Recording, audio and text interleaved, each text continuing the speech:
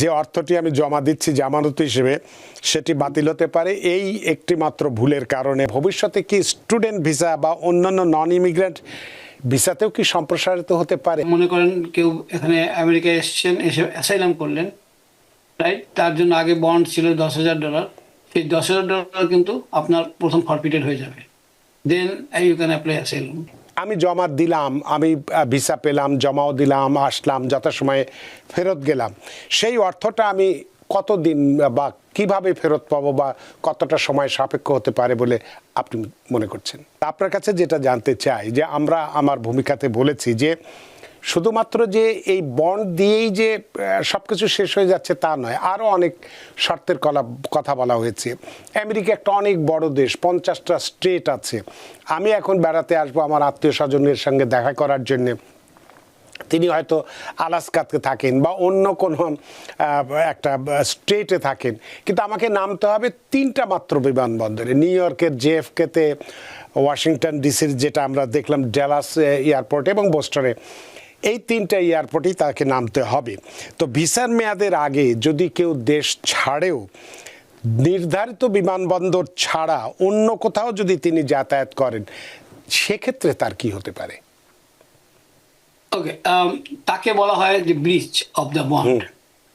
তো আপনাকে এখন পর্যন্ত একটা পাইলট প্রোগ্রাম, আমার ধারণা এটা ভবিষ্যতে আরো এটাকে ইলাবোরেট করা হবে, এক্সপ্যান্ড করা হবে, বাট পাইলট প্রোগ্রাম চলছে। তো পাইলট প্রোগ্রামের আওতায় যারা ঢুকবেন এবছরের 5ই আগস্ট পর্যন্ত, তাদেরকে এই 3টা বিমানবন্দর থেকে কিন্তু তাদেরকে আসা এবং যাওয়া করতে হবে। সেটা অবশ্যই যদি না করেন, সেটা আপনি একটু বলবেন, এটাকে ব্রিচ অফ দ্য বন্ড। সেই বন্ডের কারণে, সেটা ব্রিচের কারণে কিন্তু আপনার যে মানি ফরফিটেড হয়ে যেতে পারে। Consequence is very bad. মানে যে অর্থটি আমি জমা দিচ্ছি জামানত হিসেবে সেটি বাতিল হতে পারে এই একটি মাত্র ভুলের কারণে, বা যেটাই আমরা বলি না কেন। তো এই যে বন্ড কি ভিসা রিফিউজালের ঝুঁকিটা কমাবে নাকি এটা বাড়াবে? আপনার কাছে কি মনে হয়? ভিসা রিফিউজাল, আমার কাছে মনে হয় যে এটা এক ধরনের, প্রথমত হলো অনেক মানুষ রেস্ট্রিক্টেড হবেন, অ্যাপ্লিকেশন অনেক কম করতে পারবেন মানুষ। কিন্তু যদি অ্যাপ্লিকেশন করতে পারেন, এবং অ্যাজ এ সেড, আগে যখন কেউ যদি ইনএডমিসিবল হতেন, যদি অ্যাসাইলাম অফিসারে, মানে যদি অ্যাসাইলাম ভিসা কাউন্সিলর অফিসারের কাছে মনে হতো যে কোনো এক ব্যক্তি ইনএডমিসিবল, তখন কিন্তু তার কোনো রেকর্ড ছিল না, তাকে সরাসরি ভিসা রিফিউজ করা হতো। এখন কিন্তু কাউন্সিলর অফিসারের সেই অধিকার বা সেই ক্ষমতা অর্জন করেছেন যে উনি ইচ্ছে করলে একজন ইনএডমিসিবল, যাকে কিনা আমরা বললাম সেই ধারায় অনেকগুলো কারণেই একজন ইনএডমিসিবল হতে পারেন, ইনএডমিসিবল মনে করার পরও তাকে ভিসা দিতে পারেন, কন্ডিশন আপনি এতগুলো টাকা, এতগুলো ডলার আপনি জমা দেন, 5,000, 10,000 or 50,000 অ্যাকর্ডিং টু। তো এক্ষেত্রে কিন্তু আমার ধারণা পার্সেন্টেজ অনুসারে কিন্তু বাড়ার কথা। কারণ হলো আগে যারা ইনএলিজিবল, যাদেরকে মনে হতো তাদেরকে ভিসা দেওয়ার কোনো স্কোপ আর ছিল না। কাজেই আপনি হয়তো গেলেন ভিসা দিতে, মানে আপনি ইন্টারভিউ দিলেন, সব ভালো, কিন্তু তার কাছে ইনএডমিসিবল মনে হয়েছে কনসুলার অফিসারের কাছে, তা আপনাকে আর ভিসা দেওয়ার তার কোনো স্কোপ নেই। His hands are tight, his are her. So এক্ষেত্রে কিন্তু আপনার একটা সম্ভাবনা ক্রিয়েট হলো যে আপনার at least if you have the money, inadmissibility might not be a ground for you to get your visa denial. আচ্ছা, তো এক্ষেত্রে আপনার কাছে যেটা মনে হচ্ছে যে এটা হয়তো একটু বাড়তেও পারে, বলা যায় না।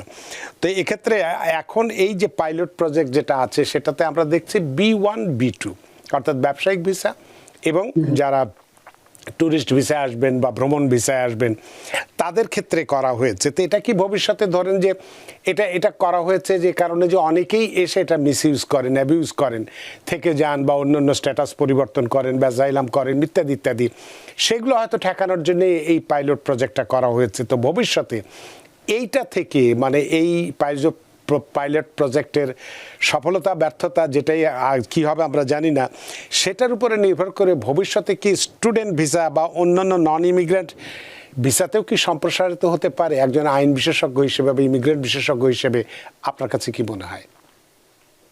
অলরেডি, হ্যাঁ, প্রথমত হলো আমার তো মনে হয় এই পাইলট প্রোগ্রাম মানে হলো পাইলট প্রোগ্রাম যদি সাকসেস যদি এখানে আসে, এখানে যদি দেখা যায় যে এটার ফলে আমার কাছে মনে হচ্ছে যে ইউএস যে আপনার ইউএসসিআইএস বলেন, তারা তারা অনেকটাই ব্যাপকভাবে লাভবান হবেন, কারণ money financially it will be a good source of money, finance, right? তো এটা যদি সাকসেসফুল হয়, এটা যদি দেখা যায় যে এর ফলে লাভ হচ্ছে আপনার, আমরা বর্তমানে জানি যে সবকিছুই লাভ লোকসানের একটা ব্যাপার রয়ে গেছে এখন, বিশেষ করে নীতির চেয়ে এখন ফিনান্সিয়াল অর্থের লাভ লোকসান প্রজেক্টটা এখন বেশি দেখা দিচ্ছে। বেশি গুড আর bad, that is happening right now. So এটা হয়তো এক্সপ্যান্ড করতেও পারে। তো আমরা যেটা বললাম যে এতক্ষণ যেটা বলা হচ্ছে, আপনি যেটা ভালো করে বললেন যে যখনই কেউ এই দেশে আসবেন, যে ভিসাতে আসবেন, সেই ভিসায় যদি ব্রিজ করেন উনি, সেই ভিসায় কিন্তু এখন তো আপনার B1 B2, ব্রিজ করা মানে হলো ওভার স্টে করা, আপনি এখান থেকে অ্যাডজাস্ট করা। মনে করেন কেউ এখানে আমেরিকায় এসেছেন, এসে অ্যাসাইলাম করলেন, রাইট? তার জন্য আগে বন্ড ছিল $10,000, সেই $10,000 কিন্তু আপনার প্রথম ফরফিটেড হয়ে যাবে, then you can apply asylum. So you see, even if you are here in the USA and on bond, visa bond, এবং আপনি আসার পরে অ্যাসাইলাম করলেন, কিন্তু আপনার যে $10,000 অথবা $5,000 যেটা আপনার উপরে ধার্য করা হয়েছিল বা যেটা আপনি পে করেছেন অলরেডি, সেটা কিন্তু ফরফিটেড হয়ে যাবে, because you are in breach of your status. আপনি এসে অ্যাডজাস্ট করলেন, আপনি আসছেন আমেরিকাতে, আসার পরে আপনি আপনার ফিয়ান্সে বা আপনার যে আপনার জন্য কেউ, আপনার ভাই বোন করলে তো এতদিন পাবেন না, মনে করেন স্পাউস আপনার জন্য অ্যাপ্লাই করলো, তো সেক্ষেত্রেও কিন্তু একই ঘটনা ঘটবে। যদি আপনার অ্যাডজাস্টমেন্ট অফ স্ট্যাটাসের দিকে যান, তাহলে আপনাকে যদি বন্ডের কোনো টাকা, বন্ডের যে পরিমাণ আপনি বন্ড দিয়েছেন, সেটা কিন্তু ফরফিটেড হয়ে যাবে, because it will be considered as breach of the bond. এটা খুবই দুঃখজনক, অনেকের জন্য এটা অনেক বেশি হেভি পানিশমেন্ট, রাইট? আমার আপনার কাছে আর ছোট দুটো প্রশ্ন করে আমরা একটু এতে যাব। অনেকেই প্রশ্ন করছেন ফেসবুকে এবং টেলিফোনেও। তো এক্ষেত্রে ধরুন যে বলা হয়েছে যে কনসুলার অফিসারের নির্দেশ ছাড়া বা অনুমতি ছাড়া কোনো দালাল বা কারোর মাধ্যমে কোনো টাকা পয়সা দেওয়ার কথা বলা, মানে নিষেধ করা হয়েছে। তো এক্ষেত্রে এবং বলা হয়েছে যে pay.gov বা গভে এই অর্থটা শোধ করে জমা দেওয়ার কথাবার্তা বলা হয়েছে। এক্ষেত্রে এই pay.gov-তে মাধ্যমে অর্থ জমা দেওয়াটা কতটা নিরাপদ, এবং আমি জমা দিলাম, আমি ভিসা পেলাম, জমাও দিলাম, আসলাম, যথাসময়ে ফেরত গেলাম, সেই অর্থটা আমি কতদিন বা কিভাবে ফেরত পাবো বা কতটা সময় সাপেক্ষ হতে পারে বলে আপনি মনে করছেন? এখানে কিন্তু এখনো পর্যন্ত পুরোপুরি খুব মানে যাকে বলে পুরো ডিটেলস কিন্তু আসেনি এভাবে। আমরা বন্ডের কথা আমরা যখন জানি, ইউএসএ তে যখন কেউ এন্ট্রি করেন, তাদেরকে আপনারা যাদেরকে এখানে ঢুকতে দেওয়া হয়, অনেক সময় তাদেরকে বন্ডে দেওয়া হয়, বন্ডে ছাড়া হয়। এই কদিন আগে আমাদের একজনকে বন্ডে ছাড়লো প্রায় $15,000। সেই বন্ড যখন হয়, বন্ড কিন্তু যিনি থাকেন, যাকে ডিটেইন করা হয়, উনি তা দিতে পারেন না, সামওয়ান এলস এটা দিয়ে থাকেন। সুতরাং এই বন্ডের জন্য যে এখন আপনার যে ফর্ম আইস ঠিক করেছে 352, অ্যাকচুয়ালি এই বন্ড, এটাতে কিন্তু এই ফর্মের মাধ্যমে কিন্তু আমরা বন্ড দিয়ে থাকি, বন্ডের জন্য আবেদন করে থাকি আপনার যারা কিনা ডিটেইন আছে তাদের জন্য। তো এখন একটু ধোঁয়াশা রয়ে গেছে যে এক্স্যাক্টলি কিভাবে আপনি কি বাংলাদেশে বসে এই ডলারটা দিতে পারবেন কিনা, কারণ pay.gov-তে কিন্তু দেওয়ার কোনো সমস্যা নেই, কিন্তু আপনার সুতরাং সেই জায়গাগুলো একটু এখনো ক্লারিফাইড হয়নি। তো অবশ্যই এটা কিছুদিনের মধ্যে এটা ক্লারিফাইড হবে, এক্স্যাক্টলি কিভাবে আপনি পে করবেন।